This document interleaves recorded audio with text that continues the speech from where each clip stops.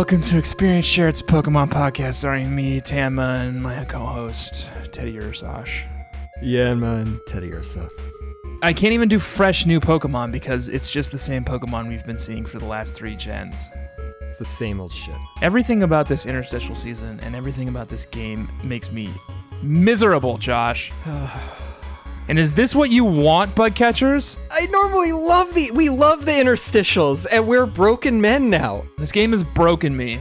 It's making us regret our choices, this fucking thing. Welcome, bug catchers. We're playing through... Oh yeah, this Experience Share Pokemon podcast. Pokemon Mystery Dungeon, Red Rescue Team on the Game Boy Advance. This week, Josh, I picked up my Game Boy after some time away from it. You need a few days to decompress after beating a leg on this. For a brief moment, I thought, this could be fun. I'm looking forward to this. Yeah. After talking about it last week and learning that Chunsoft made Dragon Quest and learning all this other stuff about the game, maybe this will be fun and I'll have a good time this week. Yeah. I didn't. I did not have a good time this week. I still don't like this game. No. I had a brief glimmer of hope as well at the beginning. Oh, we're broken. There's nothing about this game that reminds me of something pleasurable. Any kind of passionate drive we once had, including sexual desire, love of food, familial or friend love, also called phileo in the Greek. None of that. We don't have any of that. We've been sapped. My hopes are dashed against the shores of whatever fucking place this game is supposed to take place in. This is not a joke, Josh. Last night, my wife and I ordered dinner because we were too busy with work and caring for our son, and we thought, let's just order dinner tonight, make our lives a little easier. And we ordered pierogies. Okay. And I got a Polish beer with the order because I thought, I'll have a drink. Yeah. Who cares? One little drink never hurt anybody. It's Monday night. And I drank like a quarter of the drink and ate like 2 pierogies because I was just so... At some point, Jamie was like, are you done eating? I was like, yeah, I lost my appetite. This game is honestly just like... It's sent me into a deep depression. I was playing last night. I actually had a beer on Monday as well. Not only because of this game, but just because of life, you know? Yeah. And then I'm fucking playing this thing, and my Pokemon that we'll get to that I was escorting died again. And I shook my Game Boy Advance SP so much that it froze. Like the screen started crackling and then it just stopped moving. It's like... And then I'm just screaming at Bobby, or I'm like, I still got 2 fucking dungeons left in this fucking thing. It's like 10 p.m. I got a job. I got things to do. And I'm up until like 1 a.m. playing this bullshit. It's brought out the worst like childhood instincts in both of us.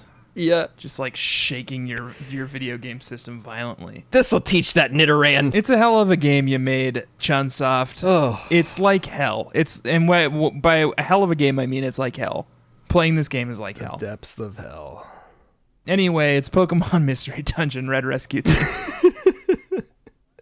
This is part 2 of 4, unfortunately. A lot of you apparently really love this game, and that's fine. You can like this game, and maybe if you revisited it now, you would think, oh, this game actually sucks. But maybe you wouldn't. Maybe you would say it's great. I don't care. Maybe you don't want to touch it because it's so encased in nostalgia and you loved it, and that's fine also, but it's like going to war. It's 1917 all over again. We're not having a good time with it, and I hope that makes for good audio. Just cleanse yourself, wash yourself, bathe in our misery. Yeah. For the next 4 weeks.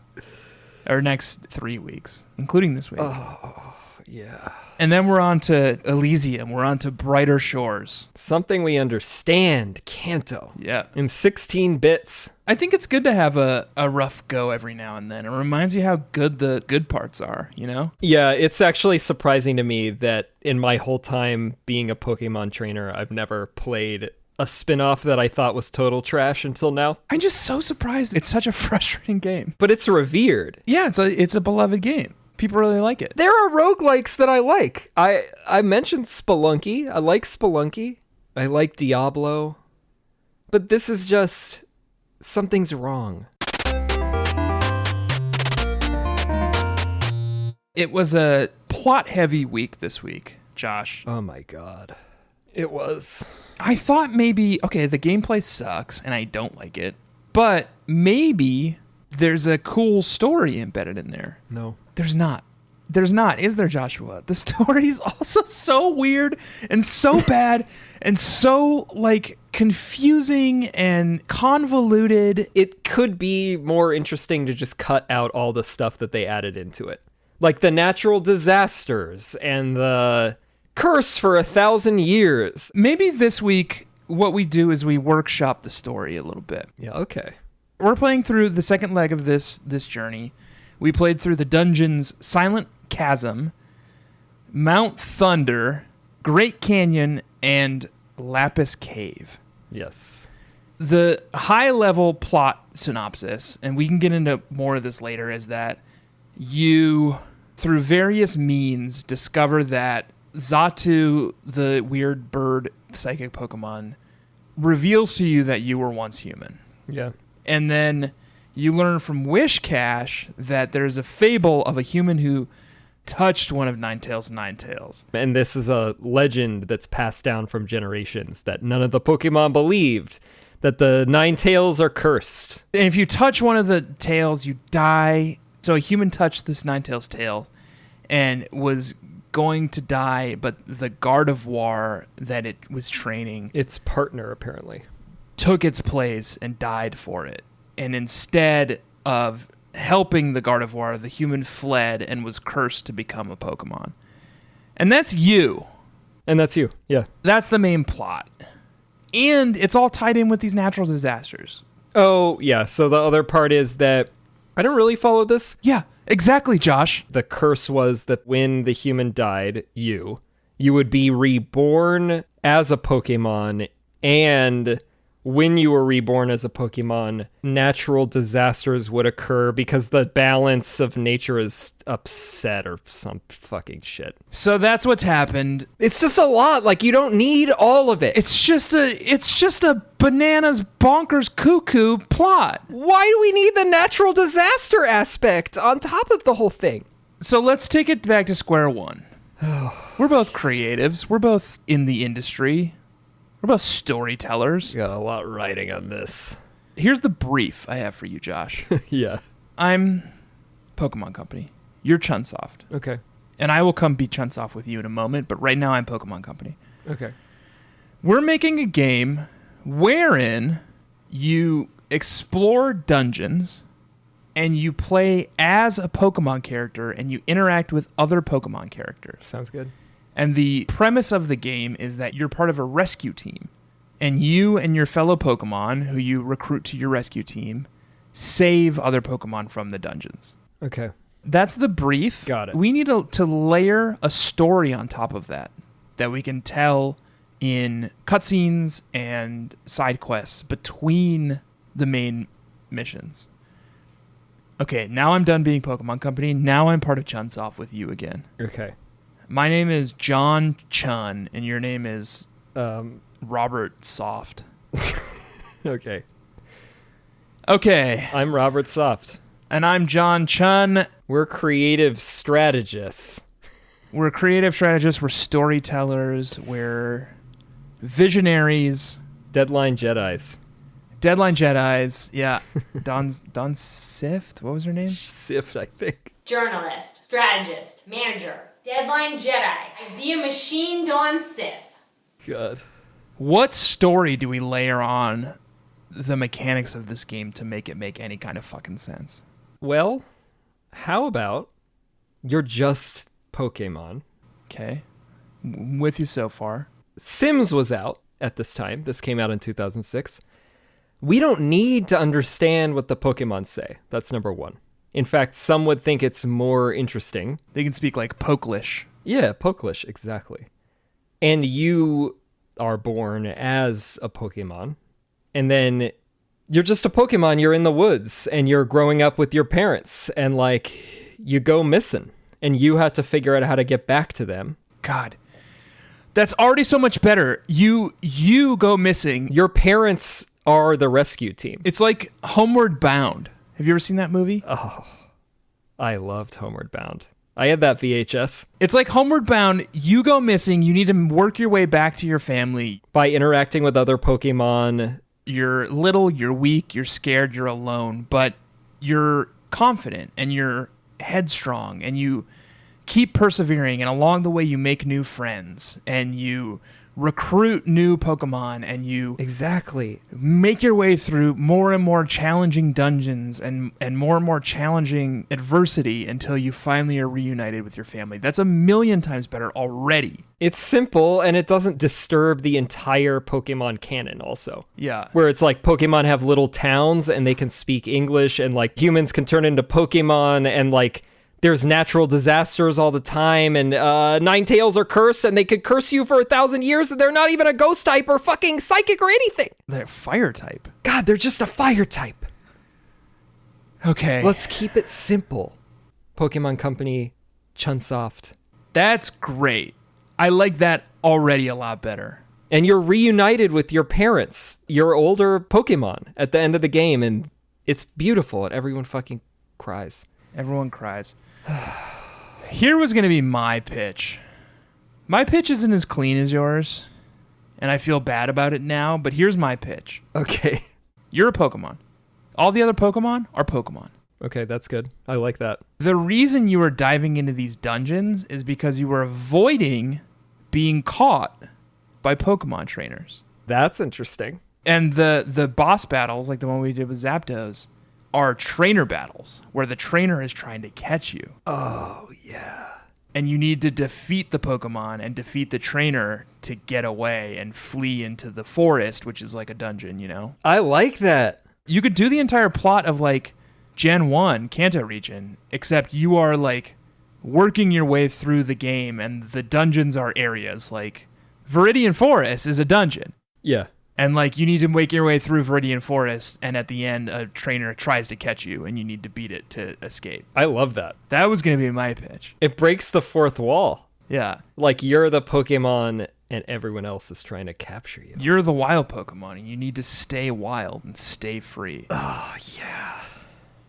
So both are better. I love that. both are way better than fucking Curse of the Ninetales.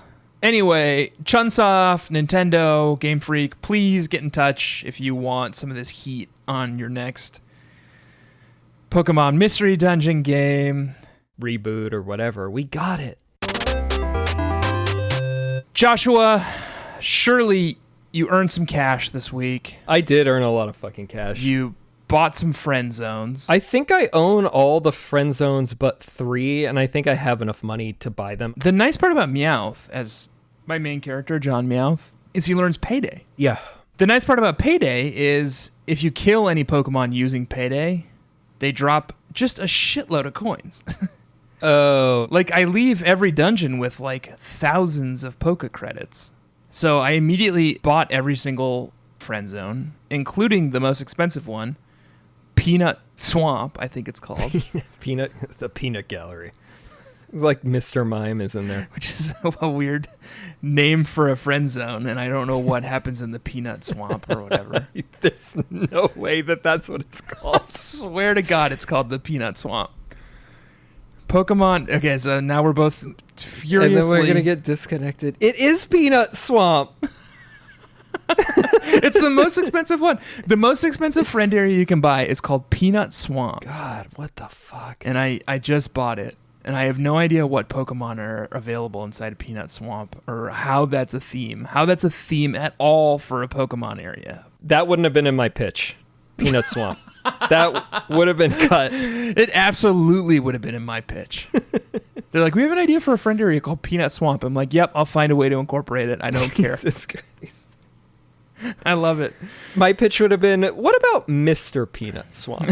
Can we get some branded content in here? Yeah, SpawnCon.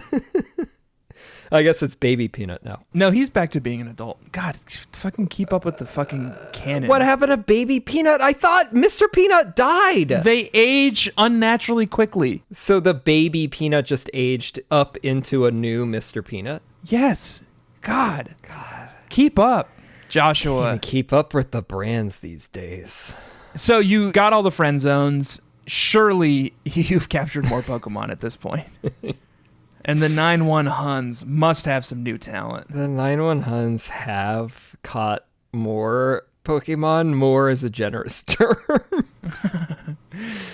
So the 9-1 Huns consists of Archonis, Charmander, Yeah. Silverkin, Trico, Emerendithos, Magnemite. Ooh. I think they're all level 18, just to note. And the reason that I wanted to note that is because, have you noticed you don't fucking evolve in this game either? Oh, I haven't. Oh, I don't know when Meowth is meant to evolve into Persian, but... Charmander evolves at level 16, and it didn't fucking evolve.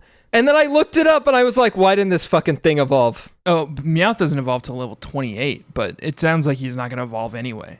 What's the trick? Pokemon that you already have do not start evolving until after the main story is complete, and then you have to do some wish cache bullshit. Absolutely not. And like go to a luminous cave or something, and then they evolve in there. Absolutely not. If a Pokemon does not ask to join your team and it's evolved, that's it. Yeah. So we're stuck with these baby Mon this whole time too. And that's another stick in my craw. Can I talk to you about Meowth real quick? Yeah. I don't know much about Meowth. He's not a Pokemon I've ever been interested in before this game. I just looked him up on Bulbapedia to see when he evolves. Yeah. Meowth is cool, and he's got a lot of other forms that are all cool. Yeah, Alolan. Alolan Meowth is like this sassy gray Meowth. Galarian. Galarian Meowth is cool as hell. He looks like a monster. He looks like the Tasmanian devil. Yeah. And he evolves into something called Berserker, which looks like Berserker. rad. And then there's something called Gigantamax Meowth, which is terrifying. It's Longcat. The line has gotten... yeah, it is. The line has gotten cool. I like Meowth. Persian was always pretty decent, but like... Jesus, do I like Meowth? Jesus. How could you not? I mean, what's wrong with Meowth, man? It's a sweetie. I don't think I ever cared about Meowth. But now I think I really like Meowth. We got that Persian at Felicity Bank in Pokémon Square is also feisty. I think that Persian's coming on to me, by the way. I think pretty much everyone in Pokemon Square is coming on to everyone. The Kangaskhan, like the Gulpin, I mean, come on. The Persian calls me like precious or something like that. I will guard it jealously. Yeah. So tell me about your team. A Yanma asked to join my team. Yeah. And I took it just because I was like, I'll fucking take whatever I can get. Yeah. Which is a bug flying. Speaking of gross dragonflies, which is what you called Flygon, which is a beautiful dragonfly. Why did they do so many gross dragonflies in these games? This thing is a gross dragonfly. Does Yanma evolve into something cool? It evolves into like Yan Mega or something Yan Mega. in Gen 4. So we haven't seen it yet. Let me look at a pic of Yan Mega. I think Yan Mega's kind of cool. No, it's not. It's bad. It's got like crazy special attack. I've never run one, but like whatever. In Mystery Dungeon, Yanma doesn't evolve. It's just a fucking gross dragonfly. But I took it. It looks like a helicopter too. It's called Yeelaga. Yeelaga. That's cool. At least you gave it a cool name. Yeah, I'm just using Wizards of the Coast Dungeons and Dragons name generator. I actually have found it relatively useful. It's only like level 12, so I can't bring it out on my main missions, and obviously I haven't had time, nor do I really care enough to like raise it. Yeah. But it has double team, and it's got quick attack, so it does a fair amount of damage. I gotta say, man, I think it's a failing of the mechanics of this game. I essentially just like stopped bringing friend Pokemon because like A, they would either die. Yeah, you can't control them enough. Or B, they're using up space in my inventory and I can't like catch new Pokemon. So it's like, I just stopped bringing them. Well, if you have 3, you can recruit a 4th one. I understand that, but like, it's just not worth it. Yeah, I mean, based on my... They offer almost nothing. And the way this game works, it's like you are leading and the other 2 Pokemon are following, except every now and then they will like go off on their own. And like, if you approach an enemy Pokemon and start battling it, unless you do some like slick maneuvering and some like diagonal moving, the other 2 Pokemon in your party, especially the 3rd Pokemon in your party, Yeah. aren't even close enough to attack the Pokemon you're fighting. It goes fucking rogue, too. Like... I just hate this game. God, I hate this game. Okay, I have to recenter myself. Okay, so Yalaga the Yanma. Yeah, and I got one more, Magthera the Murkrow, and Murkrow died. Oh, I caught a Murkrow too, except my Murkrow. Did yours make it out of the dungeon? Yeah. Oh, okay. Mine didn't make it. It's too bad. R.I.P. Murkrow. I thought it had a cool name, and then it just, somebody, killed it. Yeah. And I was like, well, all right, see ya. I don't really care. I don't want to fucking Murkrow. Yeah. And that's it. Let me ask you. That's all the Pokemon you've ever caught? Oh, no. Oh, God, I forgot. It's so forgettable to me. I got a Geodude as well. Okay. Lord Millstone. You've caught 2 Pokemon. But I don't use it because I don't care. And it's level 6. You've caught 2 Pokemon. No. You've caught 2 Pokemon. I'll remind you, Aaron died in the last episode as well. No, Joshua, I'm catching Pokemon who die all the time too, but I think I probably have 20 What? Pokemon caught in the friend zone. What? I probably have caught 20 Pokemon who are all Is off that in the because friend you're zone. usually going in with 2? Can you capture 2 additional Pokemon per run? You can, but I don't ever do that. How do you have 20? I've just caught them. These are literally the only Pokemon that have ever even asked to join the team, and I've said yes every time. I've just caught them. I think I probably have around 20. I would say 15 to 20. Isn't it just your leader Pokemon has to land the last hit, and then they randomly choose to join the team? Yeah, and that's happened many times. How are you possibly getting fucking 20? I'm running out of names. I have a Bobby, I have a Lindsay, I have a Will, I have a... Well, who's Bobby? I'd have to... And Lindsay. I think Bobby was Tyrogue. That's pretty cool. Lindsay was someone useful who I thought, oh, this will be good to have. Oh, that's nice. But now I can't remember who it is. Oh, Metatite. Oh, that's fun. They're, in the same family, too. That's fun. It's their friends and co-hosts. Bobby's taller. I have a Dane. I have an Aubrey. Wow. What the fuck? So when you're listing out the Mon Men, you're talking about the ones that you have chosen are the best ones? I just have the scraps. I just have whatever I get. No, what's happening here? Here are the Mon Men. I have the same friend zones as you, except Peanut Swamp. Maybe the trick is Peanut Swamp. What the fuck is going on?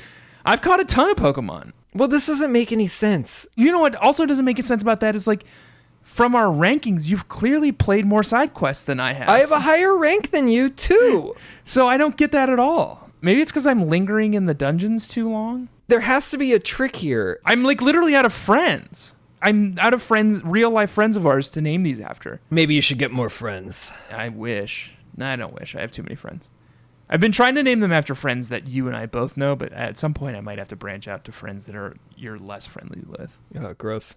Not interested. Here's the main team that I've been running. Jon Meowth, my Meowth.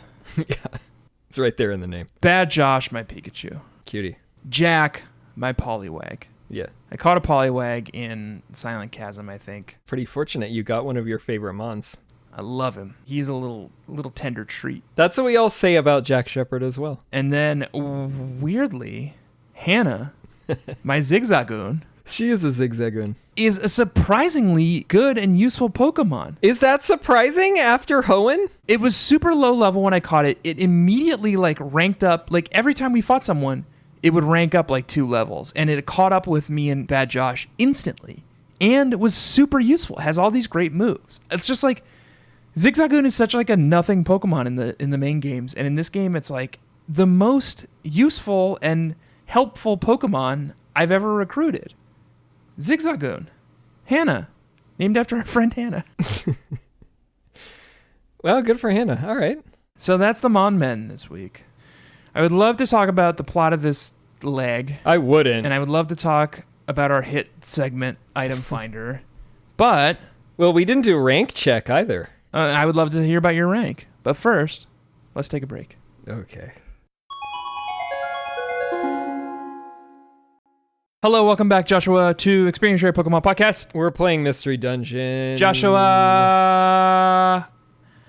what's your rank?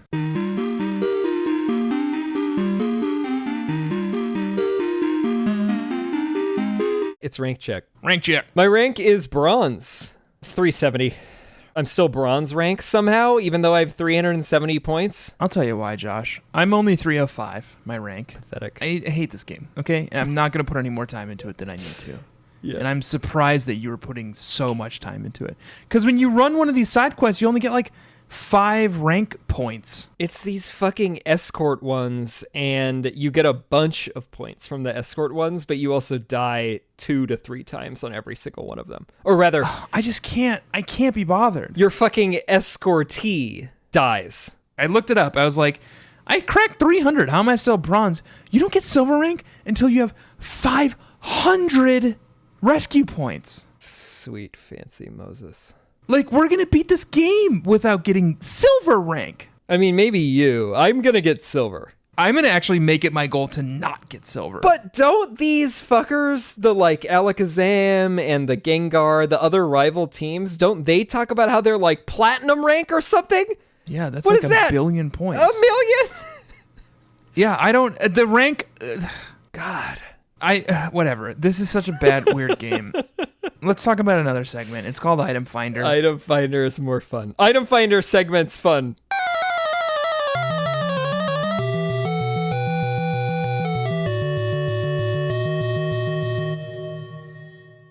One of the cool things in this game is, like, as you're wandering around dungeons, you can find items and you can pick them up and you can use them. The game is heavily dependent on items. You need items. You need food to sustain yourself, to fill your belly. You need Oran Berries to heal yourself. You need Pekka Berries to cure poison. And then there's a bunch of buff items, too, which buff you and make you stronger. Super helpful. It's an item-heavy game. Plus, there's all these projectiles like blast seeds and blowback orbs. There's all these orbs, too. And TMs. You can pick up TMs, which are super useful. God, yeah, they introduced TMs just being on the ground in this section, too. I weirdly only found, like, the same 3 TMs over and over again. It's always just, like... I got a rest.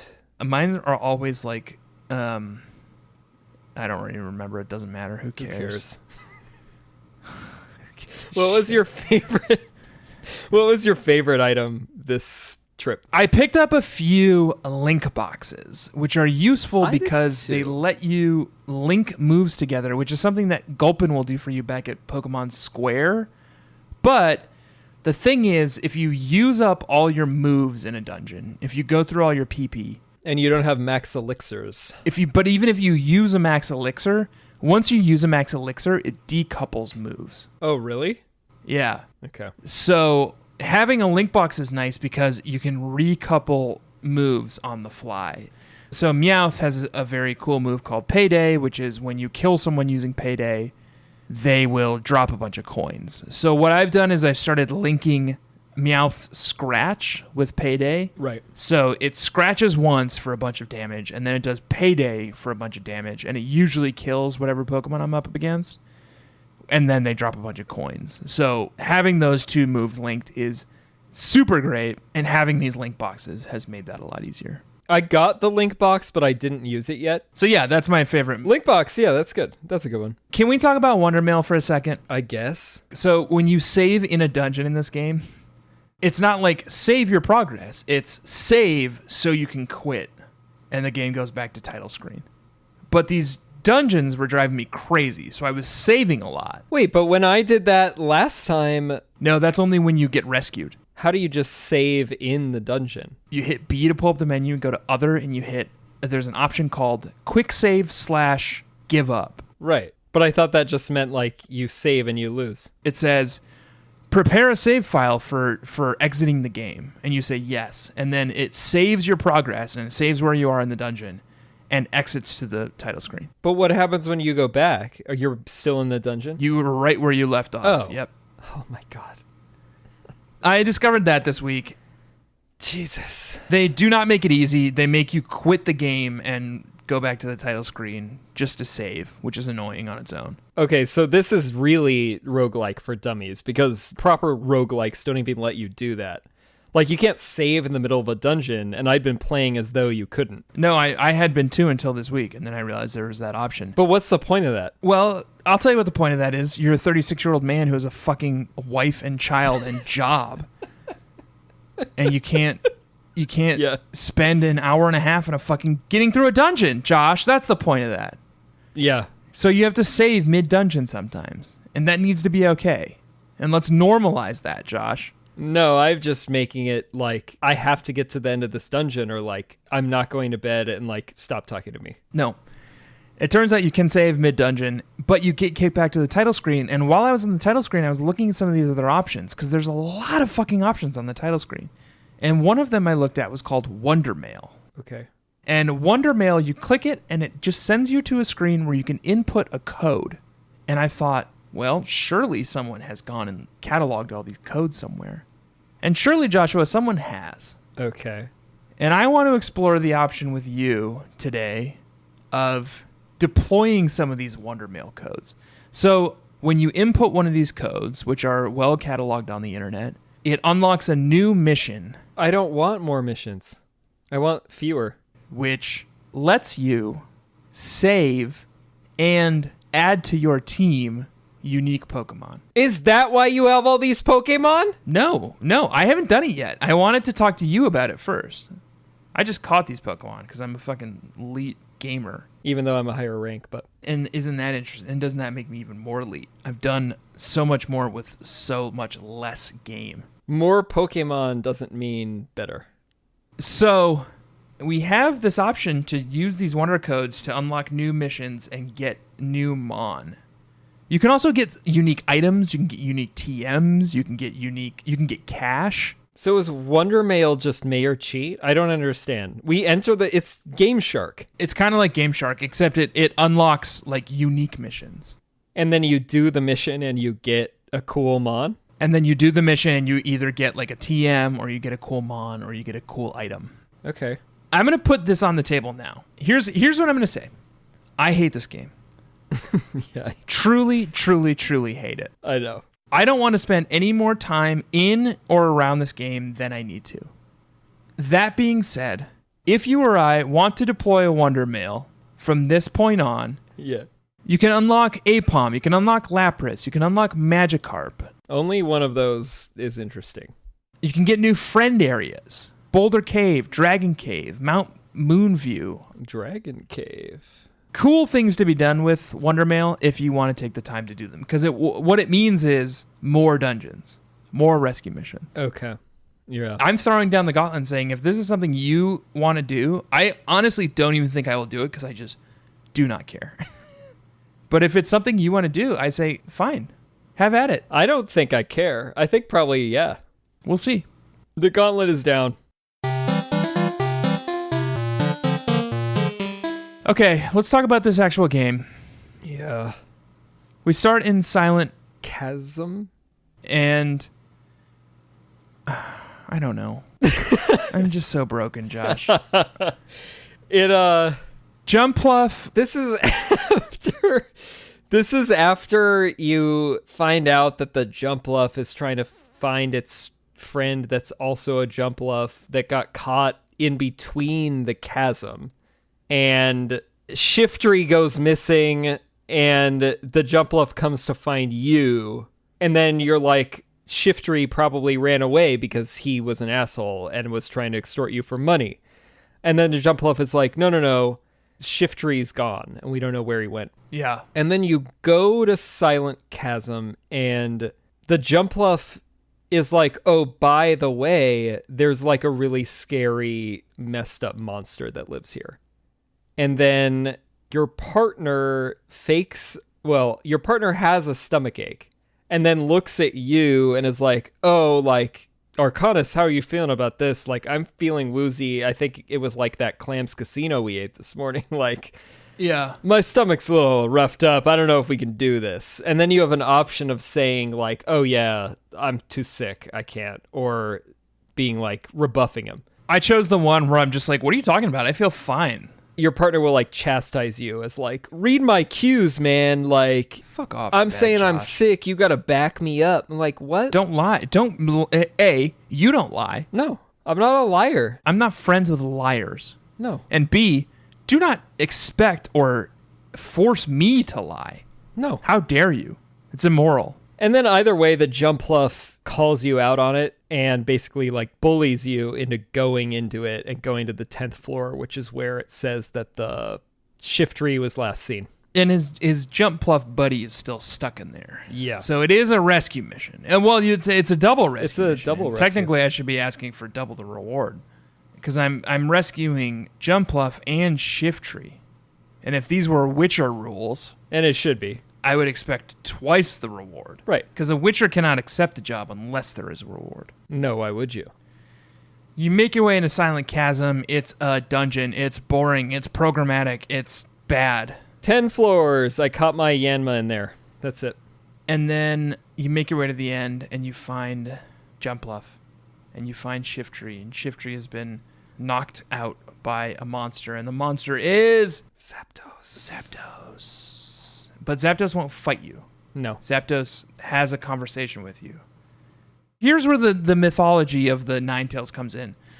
Because the presumption is that Shiftry was kicking up wind to save the Jumpluff and disturbed the Zapdos in the clouds by doing that. Zapdos was disturbed. And Zapdos attacked for that reason. But Zapdos comes down and says, no, that's not what happened. I'm disturbed because there are great forces at play here, and the world is ending, and everything is going to horse shit. Ponita shit. And that's why I'm pissed.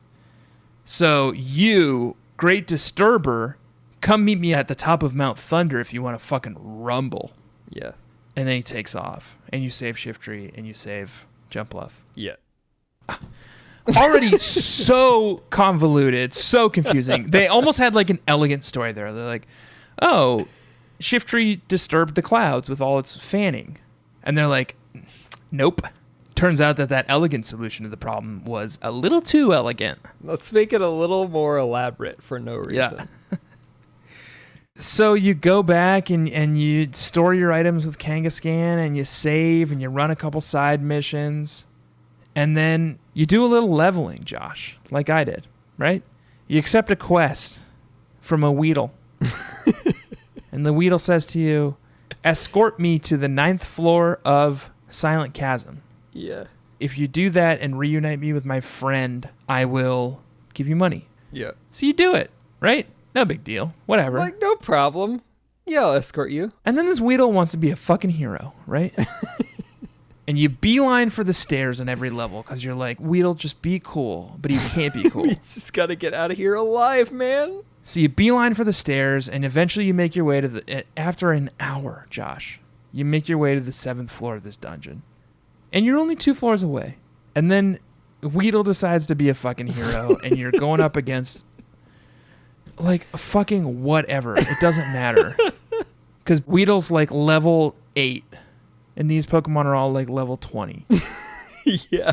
And Weedle decides to shoot a poison sting at something, and the thing immediately turns its attention to Weedle and does one hit on it and does 1,000 damage and kills it. And then it's like, mission over. Yeah. Oh, my God. This happened to me, too. But with the Nidoran, my escort mission was to escort a female Nidoran to a male Nidoran, and it's like, reunite the couple or whatever. Why do they always want to be heroes, though? They always, like, get in the fight. They're like, I can contribute. And it's like, no. Just, get back. Stay with the group like it's an escort mission. That doesn't mean you go off and do whatever you want. If you're going to do that, do it yourself. Oh, God. I got this thing to, like, level 8, and I needed to get it to level 10. It's basically the same, but a different Pokemon. And then it just randomly starts running off. And then it wanders off and gets killed by a fucking, like, Cacnea or some shit. Last night I was playing this game, and Weedle died for, like, the 5th time. God. And then I literally screamed and threw my Game Boy. And Jamie was like, what's wrong? And I was like, I keep losing this mission over and over again, and I fucking hate this game. And she was like, do you have to play it? Can you guys just skip it? I was like, no. We're professionals. No, we can't skip it. This is when I shook my Game Boy, too. We can't skip it. We just have to play it. And then Joshua, I go to Mount Thunder, and I climb it, and I get to the fucking 12th floor of 12, and Zapdos is there.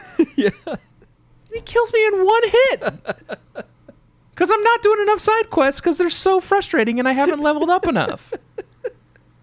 And Zapdos killed me in one fucking hit. God. But luckily the game was merciful enough to give me like a strange little Kangaskhan statue right before the final boss battle. Yeah, they have like Kangaskhan statues, like Majora's Mask owl statue style. So you can save. So luckily I was able to save, and then I just literally sent in Pikachu to deal with Zapdos until Pikachu got the little exclamation mark over its head, and I was like, okay, I'll come in and help.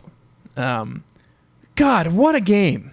I did kill Zapdos on the first try, but that was mostly because I sent Trico first with a Leer Absorb link. Yeah. And then he's like saving himself constantly, and then I flung in Charmander. You beat Zapdos.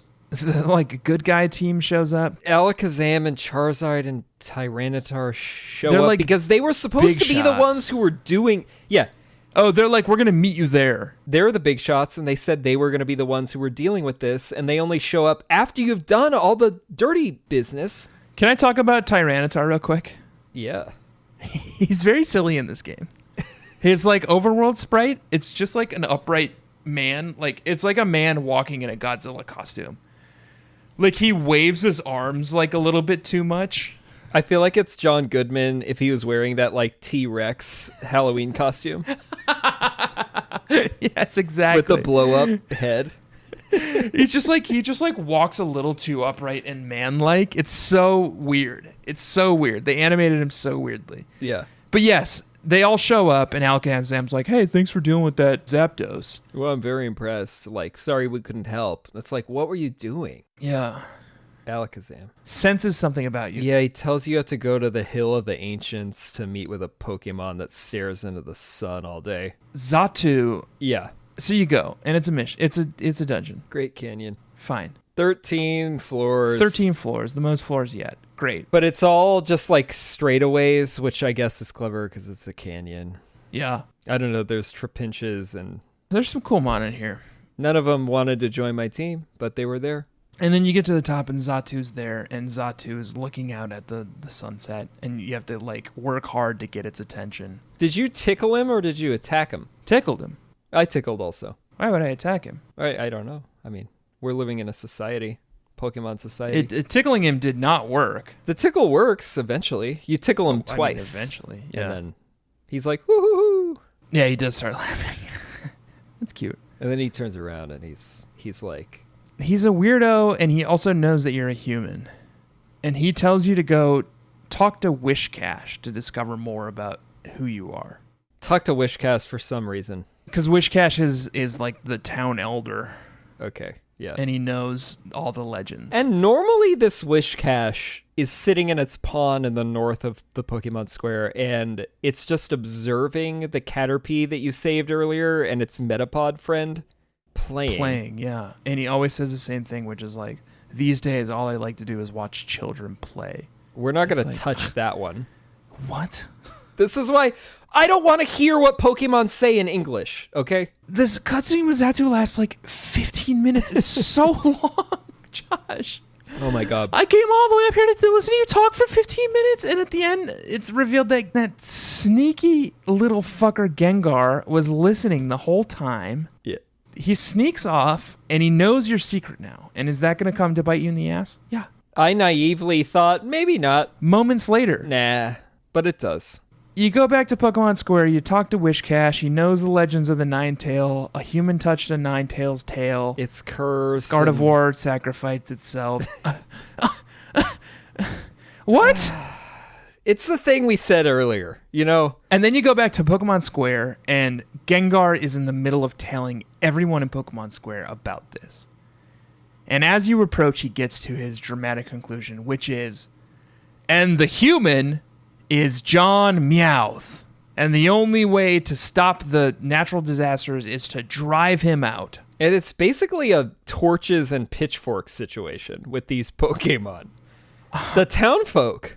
I was in a state of disbelief, Joshua, when, of all the Pokemon to literally shove me, Jon Meowth, shove me. Shove you, Jon Meowth? No. Lombre. no one shoves Jon Meowth. Especially a fucking Lombre. Know your place, Lombre.